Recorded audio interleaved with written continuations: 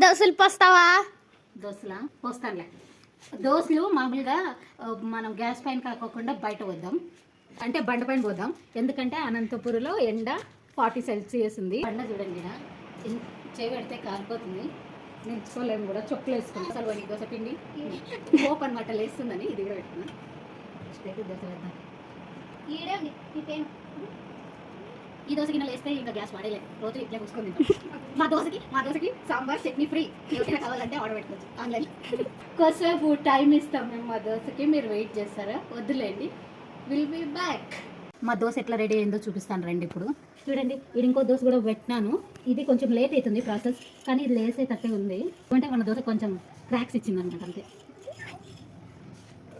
రెండు దగ్గర రండి.